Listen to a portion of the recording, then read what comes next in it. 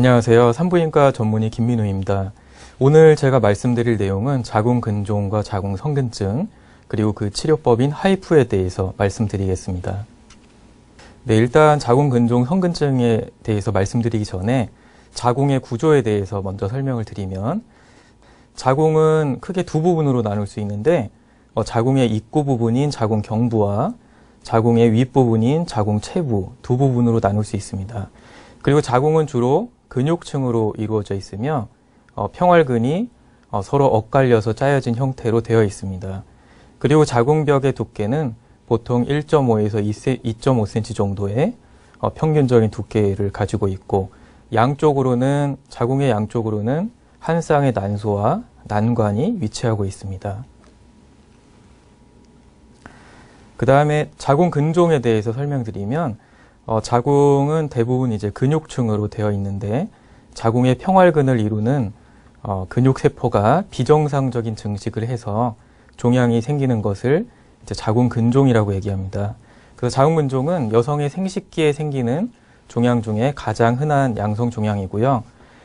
가임기 여성의 약 20에서 30% 정도에서 발생되는 것으로 보고되고 있고 35세 이상에서는 약 40에서 50% 정도까지 발견될 정도로 상당히 흔한 양성 종양입니다.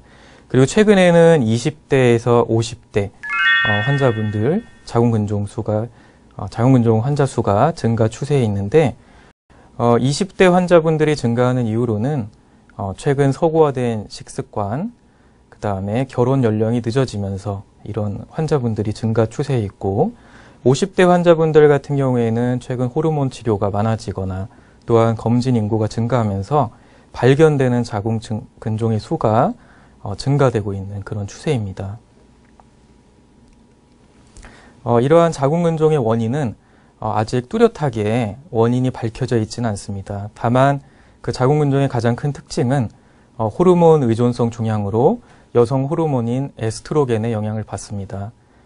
따라서 가임기 여성에서 주로 발생을 하게 되고 폐경 이후에는 보통 근종의 크기가 감소하는 경향이 있습니다. 이러한 자궁근종이 발생하는 데 위험인자로서는 여러 가지가 있는데 첫 번째로는 월경력을 들 수 있습니다. 그래서 초경이 빠를수록 자궁근종의 발생 위험도가 올라간다고 보시면 되고요. 두 번째로는 산과력을 들 수 있습니다. 출산력이 있는 경우에는 20에서 50% 정도 자궁근종의 발생 위험이 감소하게 되며 다시 말해서 아이를 분만하는 경험이 있는 경우가 자궁근종 발생 위험이 줄어든다는 얘기가 되겠죠. 그 다음에 세 번째로는 호르몬 투여. 그러니까 요즘에 폐경기 여성들에서 호르몬 요법 등이 증가하면서 이러한 자궁근종의 위험인자로서 작용을 할 수 있고요. 흔히들 많이 복용을 하게 되는 경구 피임약 같은 경우는 자궁근종의 발생 위험을 높이지는 않는 것으로 이렇게 되어 있습니다. 그리고 네 번째로는 비만과 흡연을 들 수 있는데 비만과 과체중의 여성은 정상 체중에 비해서 약 3배 정도 자궁근종의 발생 위험도가 증가한다고 되어 있습니다. 그리고 흡연과의 연관성은 아직까지는 연구 중에 있지만 크게 직접적으로 자궁근종의 발생 위험을 높이지는 않는 것으로 되어 있고요. 다섯 번째, 식생활 습관과 운동을 보자면 너무 육식 위주의 식사라든가 기름진 음식들, 예를 들면 치킨이라든가 튀김, 피자 이런 음식들을 많이 섭취하게 되면은 실제로 자궁근종의 발생 위험도가 많이 증가하게 됩니다. 그리고 여섯 번째로서 이제 가족력도 일부 영향을 주기 때문에 어머니께서 이제 자궁근종이 있었다. 그럼 그 따님들은 자궁근종의 발생에 대해서 조금 더 잘 체크를 받으시는 게 좋을 것 같습니다. 그 다음에 고혈압과 당뇨 같은 질환이 있을 때에도 자궁근종이 발생이 위험도가 올라갈 수 있기 때문에 이러한 질환들이 있다면 잘 내과적인 치료를 잘 받으시는 것이 중요하겠습니다. 자궁근종의 종류는 그 발생하는 위치에 따라서 크게 세 가지로 나눌 수 있습니다. 첫 번째로는 자궁의 근육 내에 발생하는 근육 내 자궁근종, 그 다음에 자궁의 가장 바깥층인 장막과 인접해 있는 장막하근종, 그리고 자궁의 가장 안쪽인 내막과 인접해 있는 점막하 근종 이렇게 세 가지로 나누어 볼 수 있고요. 첫 번째를 먼저 보면 근육 내 근종은 그림에서 보는 바와 같이 자궁의 근육층 내에 파묻혀 있는 근종을 얘기합니다. 그래서 가장 흔한 타입의 근종이고요. 다음을 보면 이제 점막하 근종이 있습니다. 그 점막이라는 것은 자궁의 가장 안쪽에 자궁 내막을 점막이라고 부르는데요. 이러한 자궁 내막과 인접해 있거나 자궁의 가장 안쪽 공간인 자궁 내강으로 돌출된 근종의 경우에는 생리통이라든가 과다 월경량과 같은 증상을 유발할 가능성이 상당히 높게 됩니다. 그래서 이러한 근종들은 크기가 작더라도 치료를 요하는 경우가 상당수에서 있게 됩니다. 그 다음에 세 번째로 이제 장막하 근종은 아까 설명드린 대로 자궁의 가장 바깥층에 붙어 있는 그러한 근종들을 장막하 근종이라고 얘기를 합니다. 그래서 이렇게 위치에 따라서 세 가지 종류로 구분을 하고 있습니다. 그 다음에 자궁근종의 증상은 일단 자궁근종이 있을 때 증상이 대부분 있을 걸로 생각하지만 자궁근종에서 그 증상이 있는 경우는 확률적으로 약 30에서 40% 정도가 됩니다. 따라서 증상이 없는 경우도가 더 사실 많다는 얘기죠. 그래서 자궁근종의 증상은 첫 번째로는 대표적으로 이제 골반통을 들 수 있습니다. 골반통 중에 대표적인 것이 생리기간이나 아니면 생리 전후로 주기적으로 찾아오는 생리통이 있을 수 있고요. 두 번째로는 비정상 자궁 출혈이라고 해서 생리량이 많아진다든가 생리기간 이외에 출혈이 있다든가 이러한 증상들이 흔하게 있을 수 있습니다. 그 다음에 자궁 근종이 크기가 커지게 되면 자궁 그 앞쪽에 방광을 눌러서 소변이 자주 마려운 빈뇨 증상이 유발될 수 있고 장을 누르는 경우에는 변비와 같은 소화장애 등이 생길 수 있고 근종의 크기가 8cm 이상으로 더 커지게 되면 복부로 만져지는 증상이 있을 수 있습니다. 그리고 뒤쪽에 좌골신경을 압박해서 골반 쪽으로 뻐근한 느낌이나 허리 통증 등이 유발될 수도 있습니다. 네, 이러한 자궁근종의 증상 중에서 첫 번째로 이제 비정상 자궁 출혈에 대해서 더 자세히 살펴보겠습니다. 자궁근종의 가장 흔한 증상이고요. 이러한 양상은 보통 생리량이 많아진다든가 아니면 생리기간 이외에 출혈이 있다든가 이러한 증상들이 대표적인 증상입니다. 따라서 이제 외래에서 실제로 진료를 하다 보면 진료를 받으러 오시는 경우에 가장 큰 이유가 불규칙한 출혈이 있어서 오시는 경우가 상당수 있죠. 그래서 이러한 경우에 빈혈을 유발할 수도 있고 빈혈을 유발하지 않더라도 어떤 생리기간이 길어진다든가 출혈량이 많아지면 생리대의 잦은 교체 등으로 인해서 여성분들이 일상생활에 큰 지장을 초래하는 경우가 많습니다.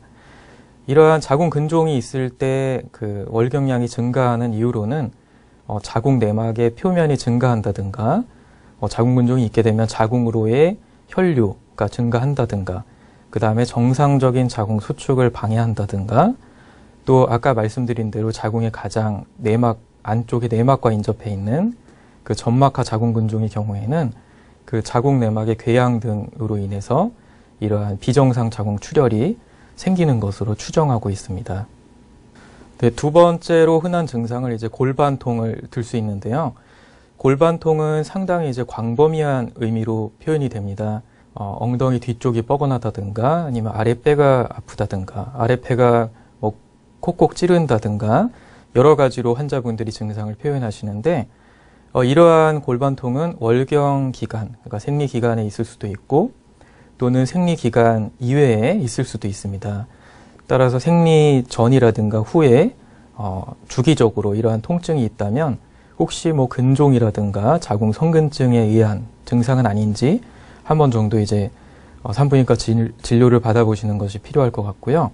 그 다음에 척추 앞쪽에 좌골신경을 직접적으로 압박을 해서 좌골신경통을 유발하는 경우도 있습니다. 그 다음에 성교통을 유발하는 경우도 있을 수 있고요. 그 다음에 자궁근종의 크기가 커져서 방광이라든가 장을 누르는 경우에는 소변이 자주 마려운 빈뇨 증상이라든가 변비와 같은 증상들이 생길 수 있습니다. 자궁근종이 많이 커지게 되면 그 임신 중반 이후에 호소하게 되는 복부 압박감, 배가 많이 불러오면서 느끼게 되는 증상과 유사한 증상들이 생긴다고 봐야겠죠. 무엇보다 중요한 것은 자궁근종은 그 증상이 없는 경우가 많기 때문에 증상이 없더라도 매년 이제 1년마다는 정기적으로 초음파 검사를 통해서 이상 여부를 확인하는 것이 무엇보다 중요하다고 할 수 있겠습니다. 그 다음에 자궁근종과 임신, 불임과의 관계를 많이 문의를 주시는데요. 자궁근종 자체가 불임에 단독으로 영향을 주는 경우는 그렇게 많지 않습니다. 확률적으로 약 1에서 2% 정도로 얘기를 하고 있고요. 다만 자궁근종의 위치가 자궁의 가장 안쪽 공간인 자궁 내강으로 돌출되어 있거나 점막하 근종, 자궁의 가장 안쪽인 내막과 인접해 있는 근종이라면 어떤 착상의 가능성을 좀 줄이거나 할 수 있기 때문에 이러한 위치의 근종이라면 임신 전에 치료를 받으시는 것이 좀 바람직하겠고요. 또 근종의 위치에 따라서 근종이 커지면 태아가 자라야 되는 공간인 자궁 내강을 누르거나 해서 조산이라든가 태아 성장 지연, 그 다음에 조기 진통, 조기 양막 파수 등과 같은 상과적 합병증이 증가될 수도 있습니다. 따라서 그 임신 준비 전에 초음파 검사라든가 산전 진찰을 통해서 치료가 필요한 근종인지 아니면 경과를 봐도 되는 근종인지를 정확하게 진찰을 받아보시는 것이 좋겠습니다. 이러한 자궁근종의 진단은 여러 가지 방법을 이용해서 하고 있습니다. 가장 많이 이용되는 방법은 초음파로 진단을 하고 있고요. 지금 화면을 보면은 가운데에 동그랗게 자궁의 가운데 위치한 자궁근종을 볼 수 있습니다. 그래서 일반적으로는 초음파를 이용해서 많이 자궁근종 여부를 진단하고 있고요. 두 번째로는 복부 CT도 이용을 하고 있습니다. 복부 CT를 이용하는 경우는 자궁근종 이외에 다른 질환이 같이 있진 않은지, 그 다음에 수술 전에 근종의 경계를 좀 더 정확하게 진단한다든지 할 때 이용을 하고 있고요. 세 번째로는 MRI도 많이 이용이 되고 있습니다. MRI 같은 경우에는 초음파보다 좀 더 객관적이고 정밀 진단이 가능하기 때문에 어떤 수술 전에 많이 이용이 되고 있고요. 지금 화면을 보면은 자궁이 많이 커져 있고 자궁 위쪽으로 자궁의 뒤쪽 벽에 약 7, 8cm 정도의 자궁 근종이 동그랗게 보이는 소견을 보이는 것을 볼 수 있습니다. 네, 이러한 자궁 근종이 혹시 악성으로 될 수 있는지에 대해서도 많이 궁금해하신 내용인데요. 자궁 근종은 기본적으로 양성 종양이지만 드물게 악성 변화를 할 수도 있습니다. 이렇게 악성 변화를 하는 경우는 확률적으로 약 0.2% 정도이기 때문에 크게 걱정하거나 염두에 두실 수치는 아니지만 다만 알아두셔야 될 것은 이러한 변화가 폐경기 이후에 더 많이 생기기 때문에 흔히들 폐경이 되고 나면은 산부인과적으로 진찰이 필요 없다고 생각하시는 경우도 많이 있으신데 폐경기 이후에도 자궁 근종이 있었던 경우라면은 1년마다는 정기적으로 검진을 받으시는 것이 좋겠습니다. 그 다음에 자궁 근종의 치료는 방법이 여러 가지가 있습니다. 치료 방법이 여러 가지이기 때문에 오히려 환자분들이 고민을 하시는 경우도 많으시죠. 어떤 치료 방법을 선택하셔야 되는지 고민들을 많이 하시는데 일단 치료 방법에 대해서 제가 먼저 설명드리면 첫 번째로는 약물 치료가 있습니다.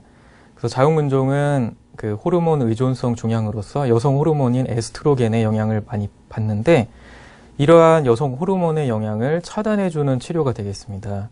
그래서 보통 성선 자극 분비 호르몬 효능제라고 표현을 하는데 이러한 약물들은 이제 주사로도 있고 드시는 약으로도 있습니다. 그래서 보통 3개월에서 6개월 정도를 사용하게 되는데 자궁근종에 대한 근본적인 치료라기보다는 어떤 수술 전에 크기를 좀 줄여준다든가 하는 보조적인 치료 목적으로 많이 이용이 된다고 보면 되겠습니다. 그래서 보통 수술 전에 크기를 좀 줄인 다음에 수술을 하거나 아니면 빈혈이 심한 경우에 당분간 생리를 얻기 위해서 빈혈 수치를 높여주는 목적으로 많이 사용하고 있습니다. 그 다음에 수술적 치료는 크게 나누어서 개복술과 복강경을 얘기할 수 있겠고요. 이러한 치료를 통해서 근종만을 제거하는 근종절제술, 그 다음에 자궁 전체를 적출하게 되는 자궁적출술로 나눌 수 있겠습니다. 그 다음에 자궁의 내강 가운데에 그 자궁의 내강에 있는 근종에 대해서는 자궁 내시경을 통한 근종절제술도 가능하겠습니다. 그래서 가장 흔하게 이루어지는 치료 방법이 되겠죠. 어떤 자궁적출술과 근종절제술이 있고요. 복강경 수술에 대해서 일단 설명을 드리면, 복강경이라는 것은 배에다가 작은 구멍을 2군데 내지는 3군데 뚫어서 카메라와 수술 기구를 넣은 후에 진행을 하게 됩니다. 이러한 치료는 근종이 다발성이거나 근종만 떼어내기 어려운 경우에는 자궁 전체를 적출하는 게 되는 경우가 상당수 있게 되겠죠. 그래서 가장 많이 이루어지는 치료가 되겠습니다. 그 다음에 자궁 내시경이라는 것은 이제 위 내시경과 마찬가지로 가느다란 내시경 기구를 자궁 안쪽으로 삽입을 해서 자궁 내강에 존재하는 근종을 치료하는 방법이 되겠습니다. 그 다음에 고주파 용해술이라는 것이 있는데, 고주파 용해술은 바늘 끝에서 고주파가 발생을 하게 되는데, 이러한 바늘을 자궁 근종으로 찔러서 고주파에서 발생되는 열로 근종을 치료하는 방법입니다.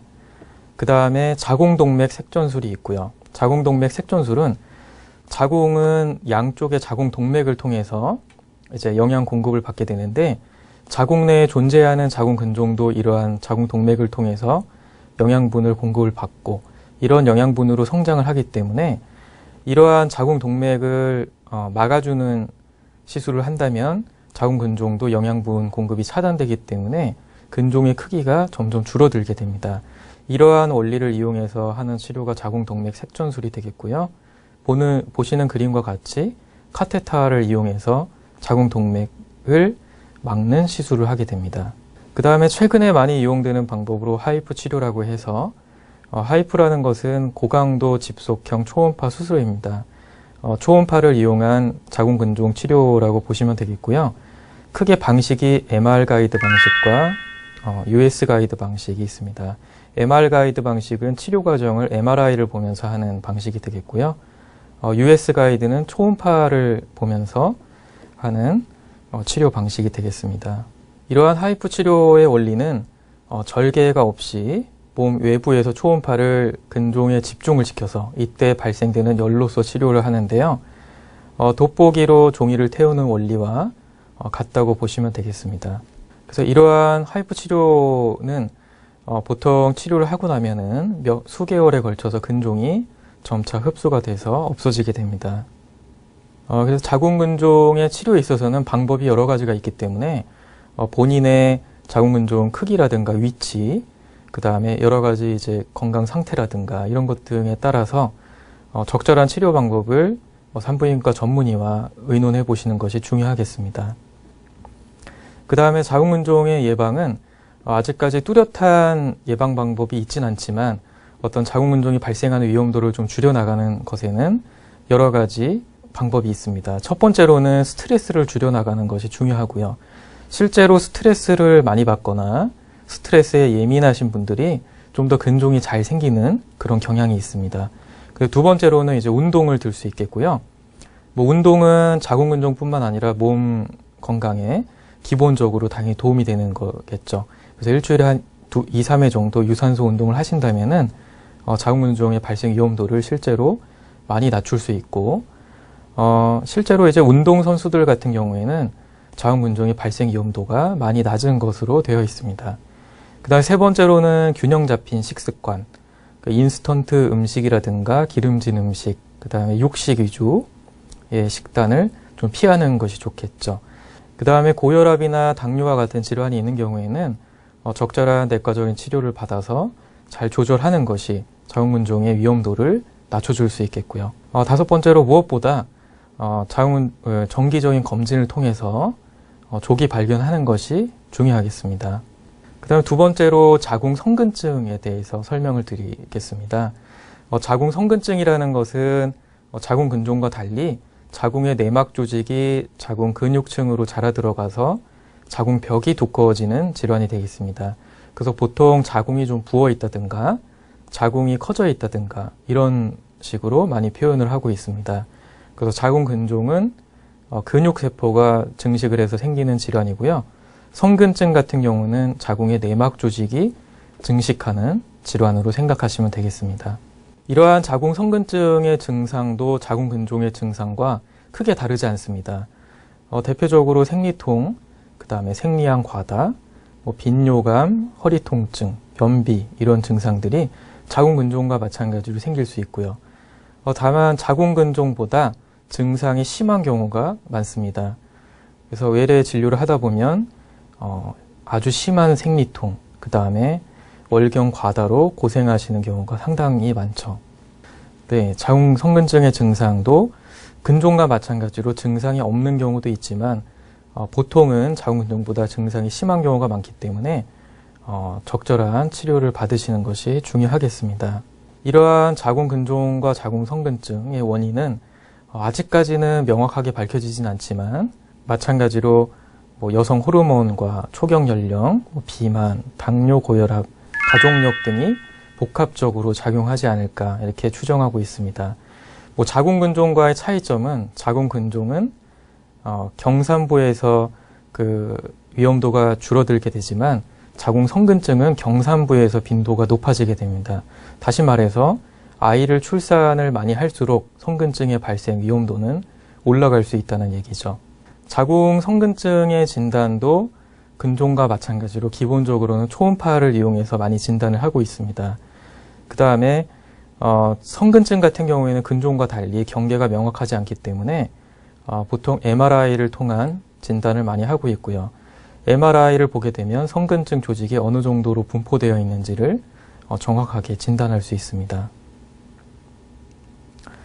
네, 세 번째로 CA125라고 해서 종양표지자인데 이러한 종양표지자는 자궁성근증을 직접적으로 진단한다기보다는 보조적인 수단으로 이용을 하고 있습니다. 이러한 CA125 수치는 임신이라든가 골반의 염증, 자궁성근증, 자궁내막증, 근종 등의 양성질환, 그 다음에 자궁내막암, 난소암, 난관, 췌장암 등의 종양 환자에서 증가할 수 있습니다. 그러니까 여러 가지 상황에서 올라갈 수 있다는 얘기고요. 그 다음에 이제 생리통이라든가 증상이 심할수록 보통 CA125 수치가 좀 올라가 있는 경우가 많이 있습니다. 자궁성근증의 치료는 자궁근종보다 선택의 폭이 좀 좁습니다. 대부분은 자궁근종 같은 경우에는 근종만 떼어내는 그 수술도 가능하지만 성근증의 경우에는 성근증 부분만 치료하기가 어렵기 때문에 보통은 자궁적출술을 하게 되는 경우가 많고요.